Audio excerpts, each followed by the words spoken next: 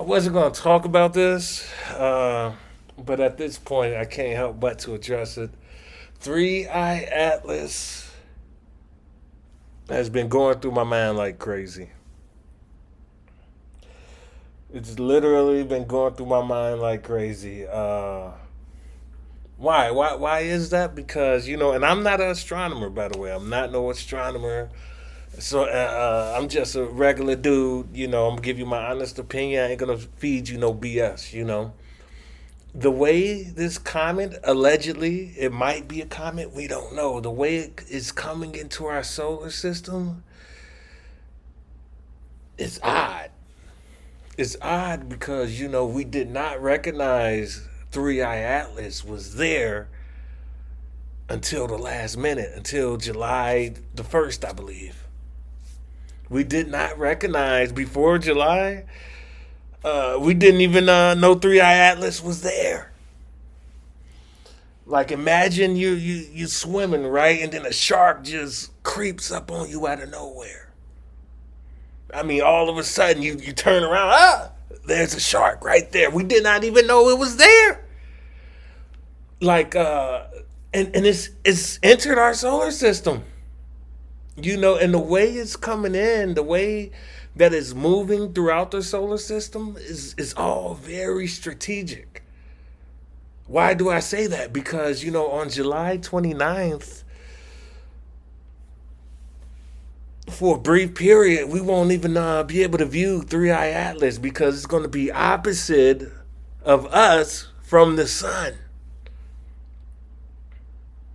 Not only is it going to be opposite of us from the sun, but back to my point I made earlier, the way it came into our solar system, very interesting. Why? Because it came in with an anti-tail. Instead of a tail that's flying opposite of the sun, the tail was going towards the sun. And now there's been recent reports that it may be forming a comet's tail now. So somehow this whatever this is, it shape shifted, and now we're starting to see the glimpse of a tail because it's getting closer and closer to the sun. But the Harvard, I think his name is Artem Loeb, Harvard scientist, he believed that it was a possibility, it was an alien craft, that it was somewhat artificial. Whatever this is that's coming through, he believed it was artificial. He believed Oumuamua was artificial. But we're at this point. We're at this point, and you can't help but entertain the idea of, what if it's not a comet and it is? Artem Loeb, he was right. It is artificial. What if it's not a comet and whatever this is that's coming in is artificial? It was made by intelligence. What if, that would mean that us right now, human civilization, completely defenseless. There would be nothing we could do. It would be like Bambi versus Godzilla, straight up. Bambi versus the T Rex. You know what I mean? It would be nothing that we could do. Nothing. It won't be like the movies. You know how, like on the movies, you see the aliens, they come and they invade, and then you see these soldiers and they fight back, and after a long struggle, they're able to overtake the aliens and free humanity. It's nothing like that. Why do I say that? Because you got to understand this. There are different type of civilizations. I believe I don't know them all off top, but I can explain them. You got type 1 civilization, and then there's type 2 blah, blah, blah, blah, blah. Type 2 civilization. Man, I don't know why that word was just so hard to say at that moment. Type 1, you got type 2. I believe there's a type 3 civilization. Um, and we haven't even reached type 1 yet. We've yet to reach type 1 civilization. Right now, humanity is at a type 0 civilization. I don't know why I keep fumbling on that word. We at a type 0 civilization. We we like at a 0.7, I believe. Last time I checked, we were at a 0.7. In order for a civilization to travel interstellar or to introduce themselves, they would have to be at a type 2 civilization. So if this object, Three Eye Atlas, it are interstellar visitors or interstellar travelers or whatever, that would mean that it's a type 2 civilization. That means, to put in perspective, the technology that they have would look like magic to us. Think about that for a second.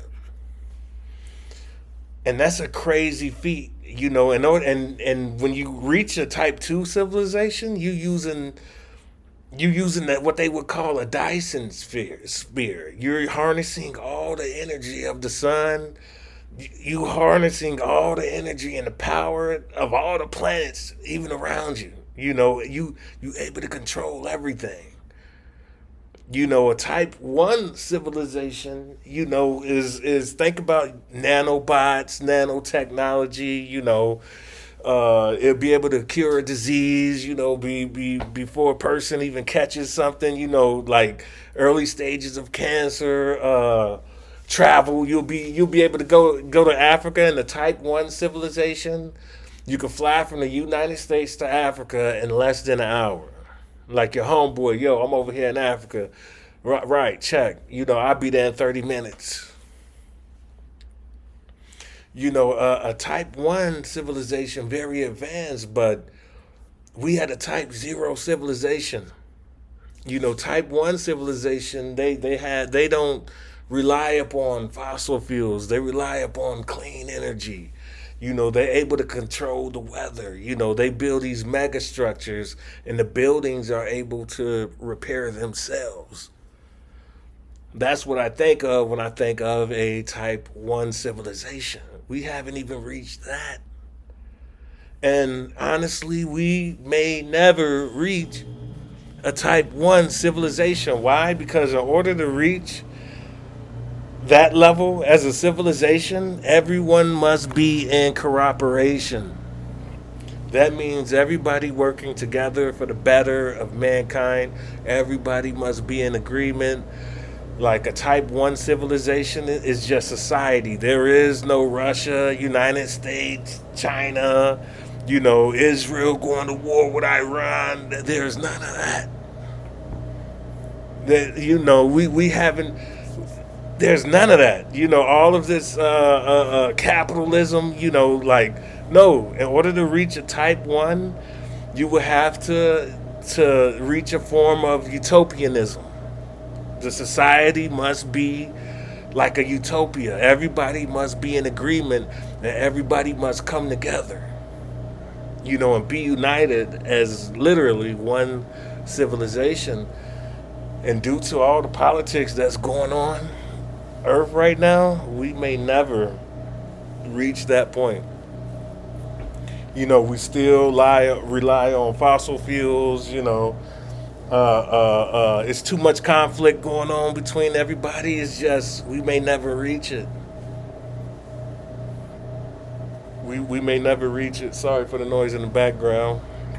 That's the refrigerator right there. I know it's distracting, but please ignore it. But we may never reach it, and that's a sad reality when you think about it. When you think about it, it's really sad. Like the other day, I was thinking about Hannibal Barca and the Punic Wars. I believe there were 3 Punic Wars. And Hannibal Barca, he lost the second Punic War. But when you think about Hannibal Barca, and during the Punic Wars, he went to war with the Roman Empire. That's what the Punic Wars were all about. If Hannibal Barca was successful in defeating the Roman Empire, I can honestly sit right here and tell you that we will probably be at a type 1 civilization right now as we speak in 2025. If he was able to secure the funding to defeat the Roman Empire, if the soldiers did not give up and quit from exhaustion, and he had the funding to fight the Romans and finally defeat the Romans and conquer Rome, we would be at a type 1 civilization right now. Like, there would be no, how could I put it? There would be no dark ages. You probably wouldn't even have Christianity. Matter of fact, you wouldn't even have Christianity. Because when you look back on history and the history of Carthage, they were all about trade. You would have been they wanted trade wars and economic wars, and they were about innovation. They were even about innovation, and because you wouldn't have the Catholic Church, Christianity, that matters a lot. Why does that matter? Is because during the Dark Era, the Dark Ages, they banned scientific research. Think about that for a second. Scientific research, discovery, you were labeled a witch. They did it not just in the European hemisphere, but Africa, worldwide. There was a during that time. I can't say that about the Americas, but that was a global ban on scientific research and history. We're literally 400 years behind right now when it comes to like science and technology because of the Dark Ages. There would be no European empire, European dominance if Hannibal Barca would have won that war.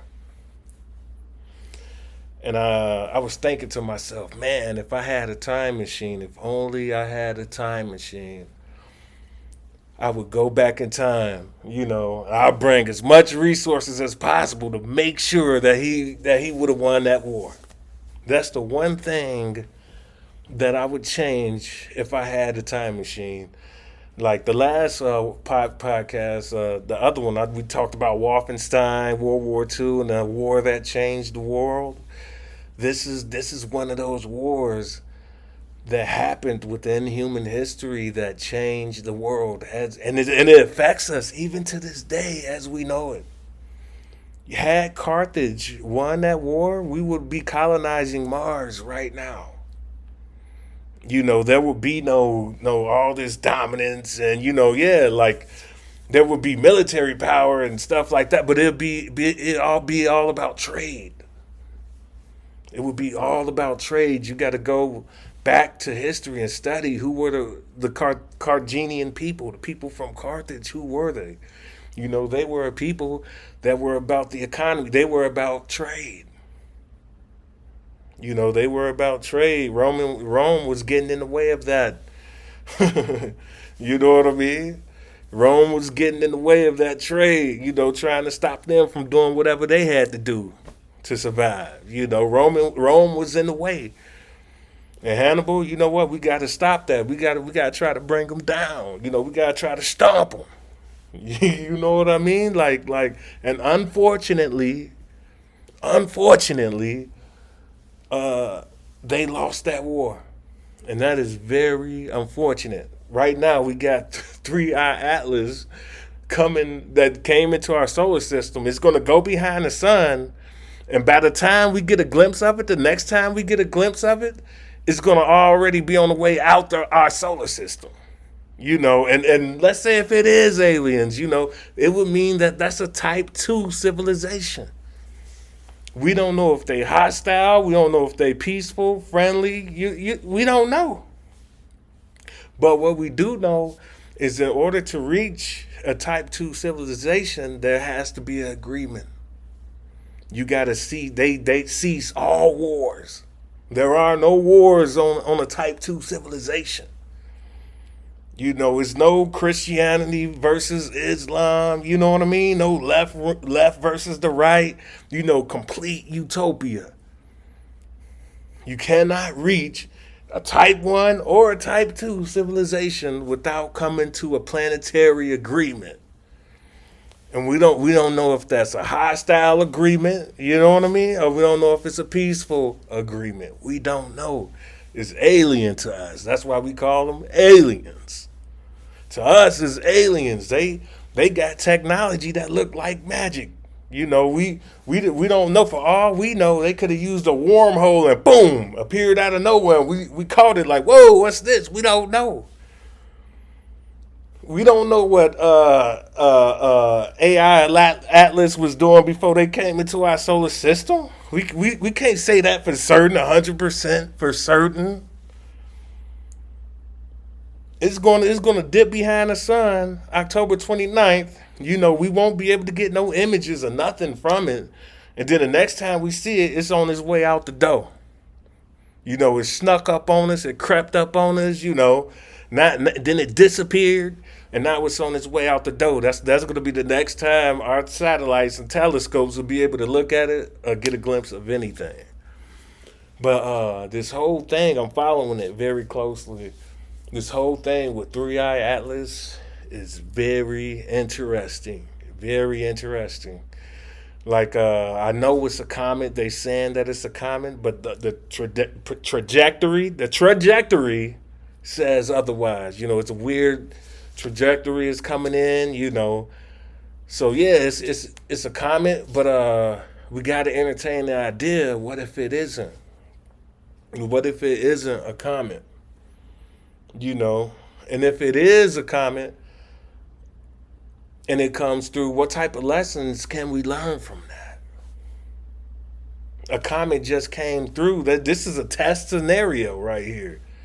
You could use this as a yo. We're gonna test our planetary defense. You know, like let's pretend like yo, that's an alien spacecraft. So let's say next time that shit does happen, it happens in real life. How will our planet prepare for something like that? Especially since we had a type 0 civilization. How do you prepare for something that you can't defeat? We have zero defense right now. You know, a type 1 civilization, I could see like in the alien movies, you know, they fight to survive and you know, they doing this and then the third, then they fight their enemy, they finally overcome. I could see a type 1 civilization doing that, but I can't picture no type 0 civilization doing anything like that. It's your homeboy, Underground Perspective, checking in, checking out.